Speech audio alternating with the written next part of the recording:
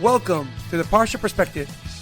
Each week, we will delve deep in a weekly Torah portion to find a practical and insightful way to enhance your daily life.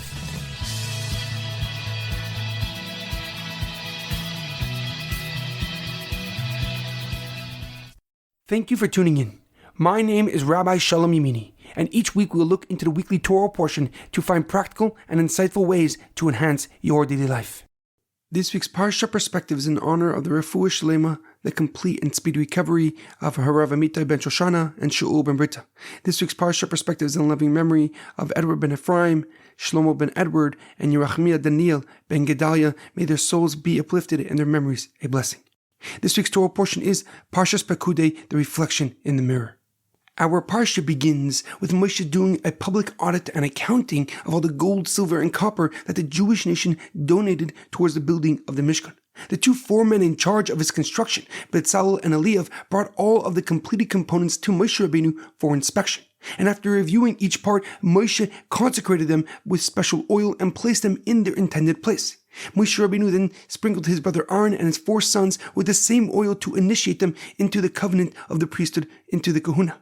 And when Moshe concluded, the cloud of glory appeared, signifying God's presence in the Mishkan. However, a question comes to mind. The first pasuk of the Parsha seems to be repeating itself. The Torah writes, Ele Pekudei Mishkan, Mishkan ha'edus. These are the numbers of the Mishkan of testimony. Why does the Torah, which is normally very concise and shorthand with its writing, use the term Mishkan twice consecutively in the same pasuk? The Yirachmiel Daniel Ben Ibn Attar, a Moroccan commentator and Kabbalist, gives an interesting explanation. He writes that the words Mishkan ha'edus, the tabernacle of testimony, are verifying the first words of the pasuk. These are the numbers of the Mishkan, Ele Pekudei Mishkan, meaning that a completed Mishkan confirms that Moshe used all the gold, silver, and copper that was donated for the construction. The Yirachmiel explains that Moshe Rabbeinu did a public audit of the donations because some suspected him of taking some of the donations for himself, and hence he did an extensive review of what was supplied and how it was used. But he first began by stating that the finished Mishkan demonstrates that he used all of the contributions. However, the Kli Yakar of Shlomo Ben Efraim ben Aaron, the rabbi of Prague in the early 17th century, gives a deeper and more profound explanation. He quotes the Medrash Tanchuma on Parshas Pekudei, that just as there is a physical Mishkan down here on earth, a physical tabernacle, there is a parallel Mishkan in heaven as well, and they resemble and mirror each other in holiness and in service to God. The Kli Yakar explains that Moshe Rabbeinu is teaching the Jewish nation that the heavenly Mishkan testifies before God on how much effort and passion they put into constructing the physical Mishkan. And this testimony would continue for 480 years till the building of the first temple, the first Beis Hamikdash in Yerushalayim. And therefore it is essential that the physical Mishkan be as magnificent and majestic as possible, for it demonstrated the depth of our love for God.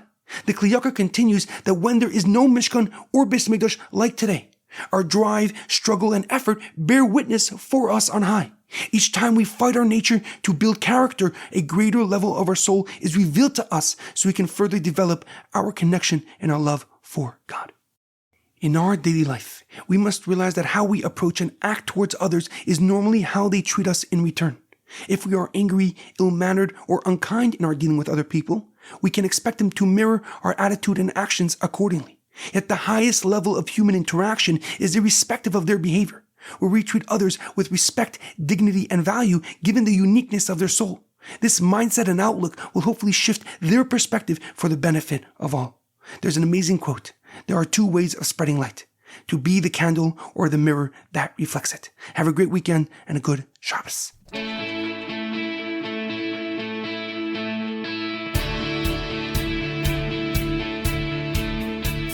Thank you for tuning in to the Parsha Perspective.